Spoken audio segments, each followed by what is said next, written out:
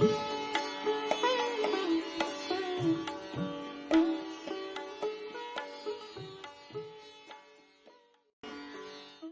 रामचंद्राय नमः। श्री सद्गुरुदेव परमात्मने नमः। श्री गुरुदेव की सन्निधि में इस पुस्तक के तीसरे भाग से, जो पूज्य कुमुदिनी बेन पंजवाणी ने लिखा है, उससे हम इस प्रकरण में, साधना और अभ्यास के प्रकरण में, यह 8वां भाग सुन रहे हैं। अब इसमें यह विषय जो गुरुदेव ने कहा है वह पुष्ट 148 पर है, 148 पर, और वहां गुरुदेव ने कहा है, पुरुषार्थ में अधिभौतिक उन्नति भी सन्निहित है। अभ्यास में प्रवेश करने से पहले अधिभौतिक संतोष प्राप्त कर लेने पर साधारण मनुष्य के लिए साधन मार्ग सुगम रहता है। ऐसा नहीं हो तब हो सकता है कि मन दुराचार, असत्य, ईर्ष्या, मात्सर्य आदि में संलग्न हो जाए।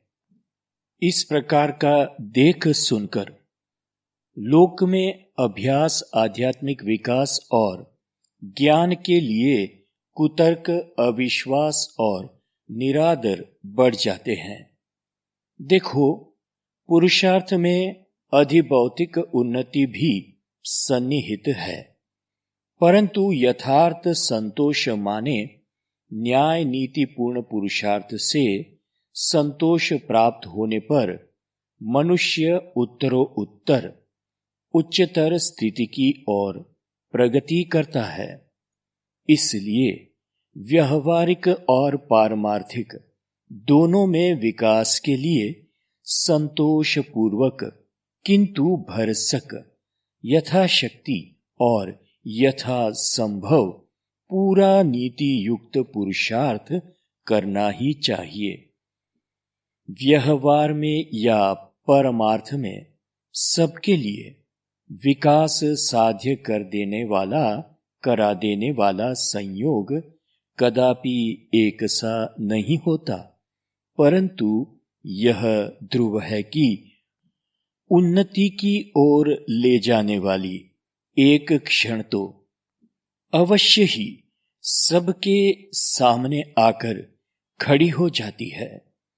जो कोई सामने आई हुई ऐसी तक को समझकर पकड़ लेता है और तदनुसार जीवन को मोड़ देता है, तो वह सुख प्राप्त कर सकता है।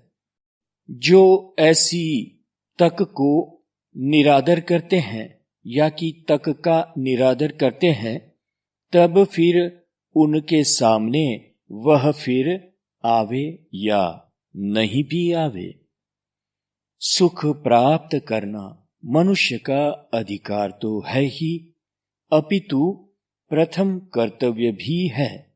इसलिए सुख प्राप्त करना कदापि अधर्म, अनीति या अनावश्यक नहीं है। इसलिए मनुष्य को इस पर खूब सोचना समझना चाहिए कि सुख कहां से और कैसे प्राप्त हो सकता है। सुख प्राप्ति में सहायक और बाधक कौन है?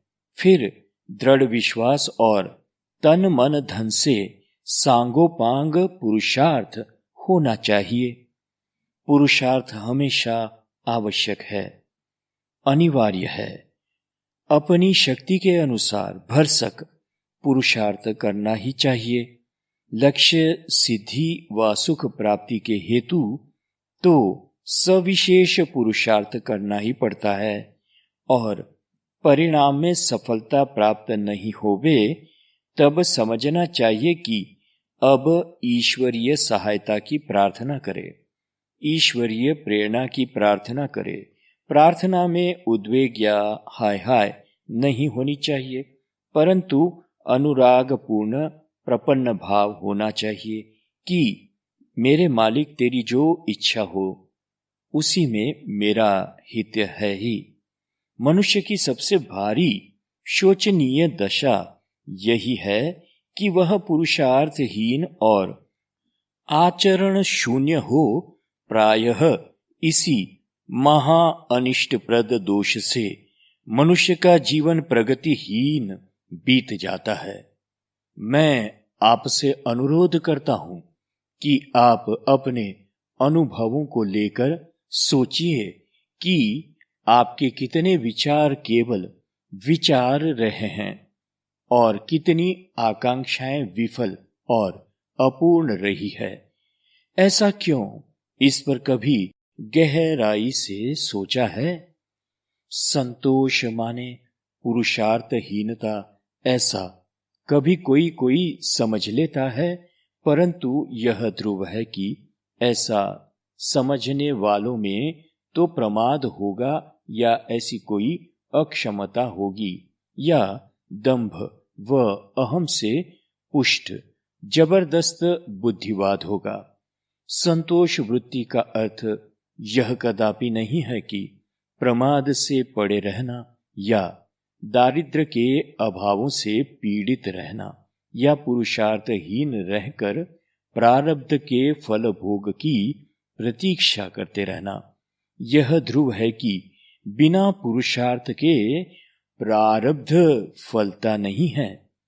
सच्चाई के साथ आत्मनिरीक्षण करने पर चौकस मालूम पड़ेगा कि दृढ़ निश्चय और संकल्प का अभाव, अनियमित दिनचर्या, अस्त व्यस्त जीवन शैली, दीर्घ सूत्रता, अकर्मण्यता या वाणी विलास के परिणाम को आप अपना प्रारब्ध या नसीब समझ रहे हैं और औरों को भी वैसा समझ रहे हैं चातुर्यता से।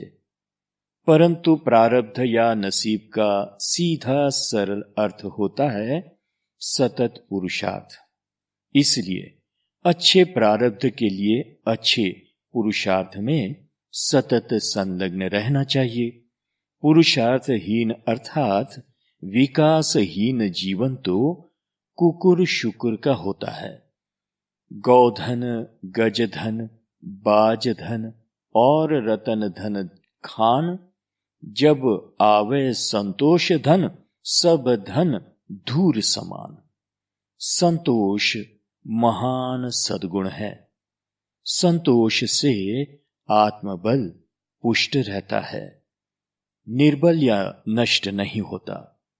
भरसक पुरुषार्थ करने के बाद परिणाम में कार्य सिद्धि नहीं हो, तब हाय हाय और दुख वेदना न हो, ऐसा मानसिक अनुशासन का, समत्व का अभ्यास हो, तभी संतोष वृत्ति में स्थिति रहती है।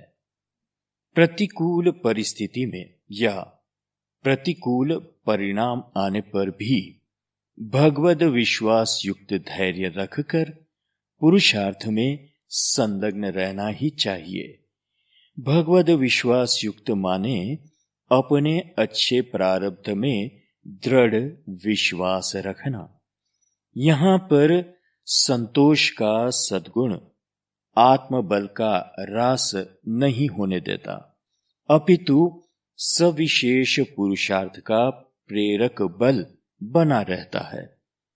मनुष्य को पुरुषार्थ से विचलित नहीं होने देता है। इस लोक से लगाकर स्वर्ग लोक के समस्त भोग, ऐश्वर्य और सुख आनंद के लिए सम्यक अनिच्छा, अरुचि और अप्रियत्व हो, तभी विरक्ति के साथ कहा जाता है कि जब आवे संतोष धन, इंद्र बापू रो कौन। विरक्त वास्तव में सम्राटों का सम्राट होता है। उसके पास जो संतोष धन है, उसकी बात करने की भी हमारे में पात्रता नहीं। तीन टुक कोपिन को अरु भाजी बिन लौन, तुलसी रघुवीर उर बसे, इंद्र बापुरो कौन। विविध भोग वासना व स्वार्थ पूर्ति की कामनाओं का दायरा होता रहता है, तब तक संतोष धन की प्राप्ति सर्वथा अशक्य है। कामनाओं के रहते हुए सुख कदापि नहीं मिलता।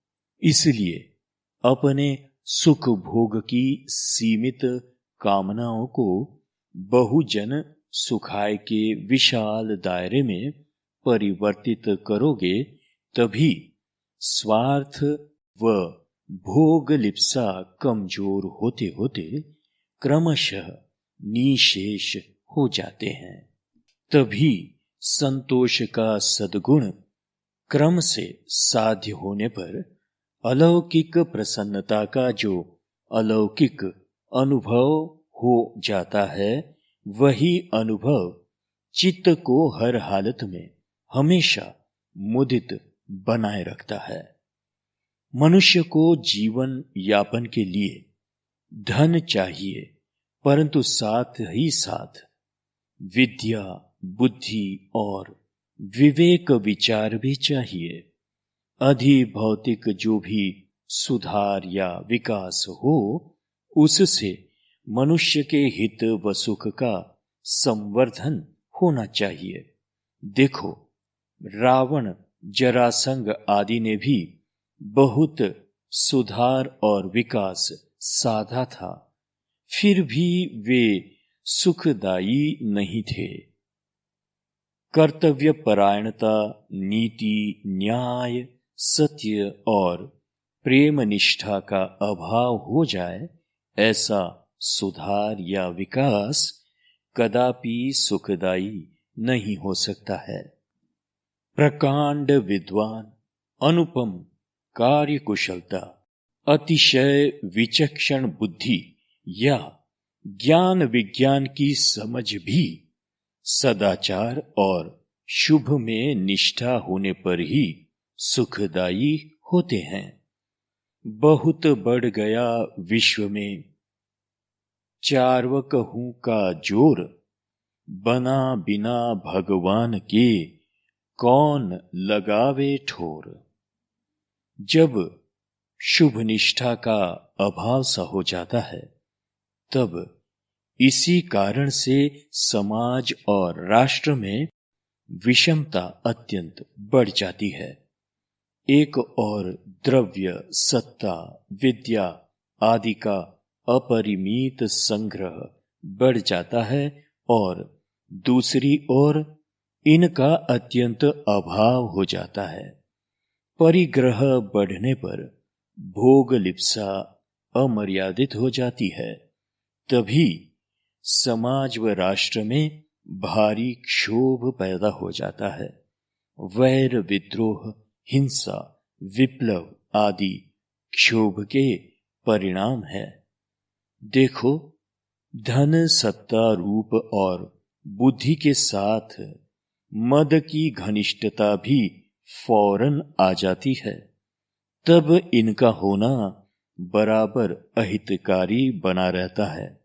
दुखी, दीनहीन और अभावग्रस्तों को देखकर भी जो देखता नहीं है या जानता नहीं है, वह मदांध है।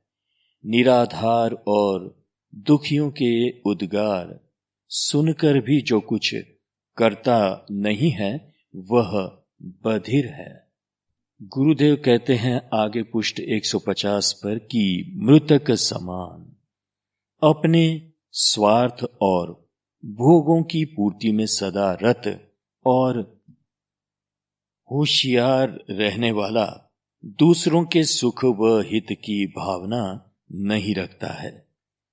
जिसकी स्थूल बुद्धि और स्थूल प्रियता हो और स्थूल की ही सेवा व प्रपत्ति में रत हो, ऐसा मनुष्य जड़ माने मृतक समान है।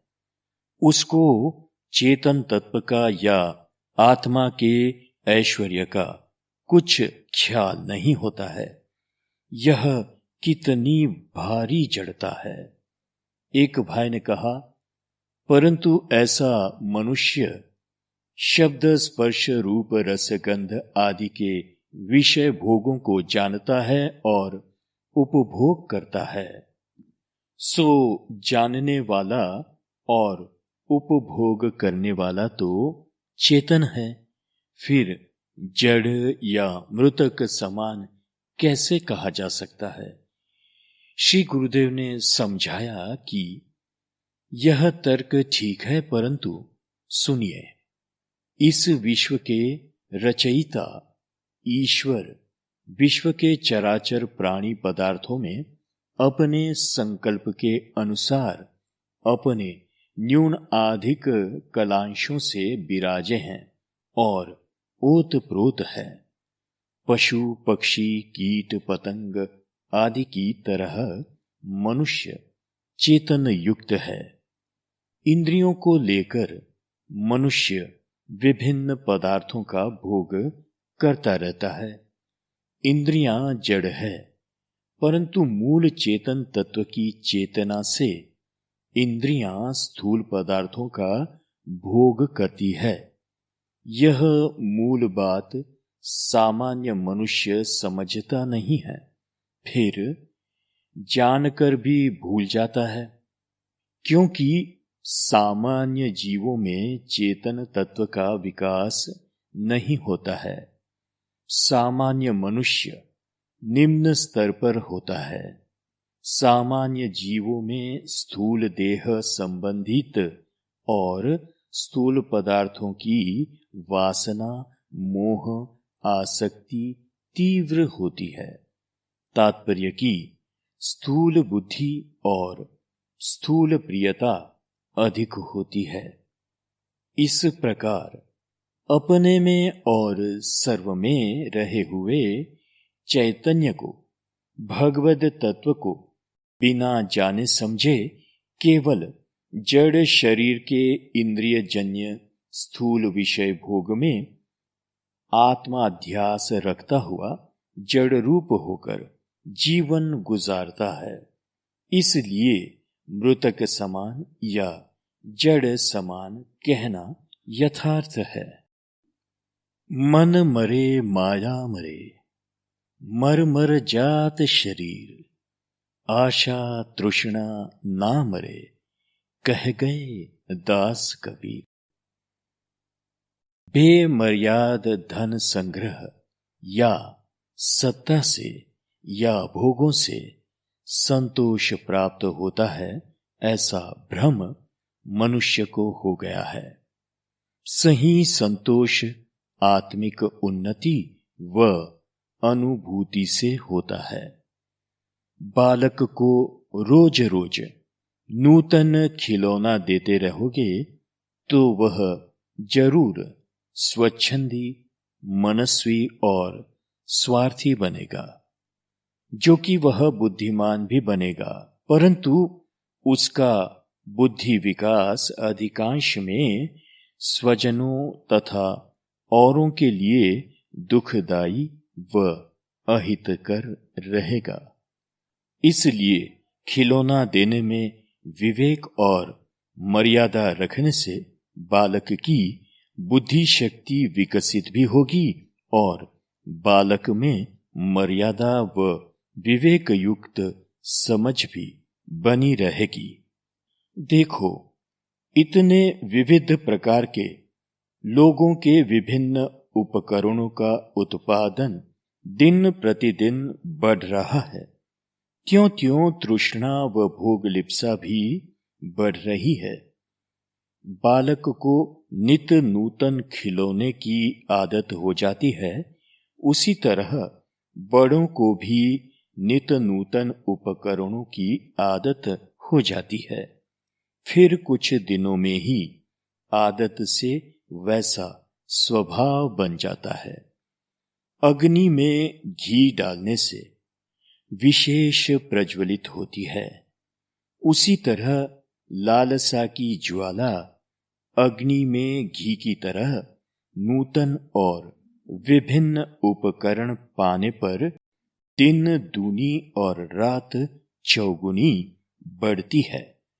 फलतः मनुष्य अपना सुख चैन खो बैठता है।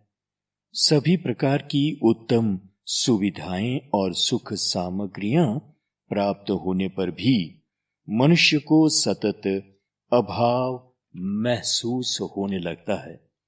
मेरे पास अमुक चीज नहीं है और अमुक उपभोग नहीं किया, इस प्रकार तनाव, विद्वेष और लालच की प्राधान्यता वाला संतप्त जीवन बनता है। इस प्रकार नित नित नूतन और विभिन्न उपकरणों के उत्पादनों से लोगों की तृष्णा व भोग लिप्सा बढ़ती है। परिणाम में स्वार्थ पूर्ति की कुशलता बढ़ती है। भ्रष्टाचार, अनीति आदि बढ़ते हैं। इन उपकरणों को बनाने वाले विभिन्न पदार्थों तथा यंत्रों से प्रकृति के पंचभूत पृथ्वी, जल, वायु, आकाश व तेज को दूषित करते हैं। फलतः प्रकृति के सुनियोजित संतुलन में विभिन्न प्रकार की गड़बड़ी पैदा हो जाती है। तब फिर हवामान, बरसात, गर्मी आदि का ऋतुचक्र, धरती की पैदाइश और उसकी रस संपन्नता इत्यादि का संतुलन बिगड़ जाता है। परिणाम यह आता है कि चेतन जीवों के लिए उतनी ही अधिक मात्रा में अभाव और असुविधा वाली स्थिति पैदा हो जाती है। इसलिए मनुष्य की बुद्धिमानी इसी में है कि वह अपनी यथार्थ उन्नति के लिए, सुख सुविधा पूर्ण जिंदगी के लिए अपने हरेक कर्म के साथ भगवत तत्व का अनुसंधान बनाए रखे। यह अनिवार्य है। ऐसा भी मैं दावे के साथ कहता हूं। इसके लिए सेवा परमार्थ की भावना प्रयत्न पूर्वक पैदा करनी चाहिए। तेन त्यक्तेन भुंजिता, यानी कि ईशावास्य में कहा है कि भावना का विकास करना चाहिए, यानी कि त्याग, संयम अपनाना चाहिए। संयम का सरल अर्थ यही है कि हम स्वयं अपने को उपलब्ध भोगों की मर्यादा निश्चित करें। श्री गुरुदेव ने काष्ठ मौन में लिखी हुई कापी में से पढ़कर सुनाया। यह सब परिग्रह का कारण इसमें किसी को दोषी बनाना योग्य प्रतीत नहीं होता। जो भी व्यक्ति भौतिक वस्तुओं का अधिक संग्रह करता है और उस संग्रह के दबाव से उसका आत्म स्तब्ध, विकास स्तब्ध हो, उसमें कोई आश्चर्य नहीं। जहां परिग्रह का ममत्व है, वहां जड़ पदार्थों के प्रति आकर्षण होना ही चाहिए। वह उस आकर्षण से प्रेरित अहम को द्वंद्व के अतिरिक्त कोई स्थान ही नहीं। यहां विशेष परिग्रह के कारण समाज में विषमता फैल रही है और फैलती रहेगी। जहां शरीर के कोई अंग में अधिक रक्त एकत्र होता है, वहां व्रण होना अनिवार्य है। आजकल क्या हो रहा है यह मैं क्या जानूं, पर इतना अवश्य है कि यह सब प्राणी को सुख की अपेक्षा दुखदायी विशेष साबित होगा। रावण के भी ऐसे ही विचार थे, परंतु वे सर्वनाश के कारण बने। यहां अब इस भाग को समाप्त करते समय आपसे यह बताना चाहता हूं कि इसके बाद का भाग जो होगा उसमें गुरुदेव भगवान कहेंगे कि प्रथम तो स्वभाव, सुधारने का अभ्यास करो और उसके बाद कहेंगे मन, अशुद्धि और भगवान का नाम, ऐसे भी समझाएंगे और फिर परमार्थ परायण जीवन यापन करें, यह भी समझाएंगे। फिर दंभ, बलिष्ठ मनोविकार, सत्य कटुकियों, ऐसे ऐसे सारे उपदेश आप इसके बाद कई भागों में सुनेंगे, तो प्रतीक्षा कीजिए। हरि ओम तत्सत, हरि ओम तत्सत, हरि ओम तत्सत। ओम शांति शांति शांति।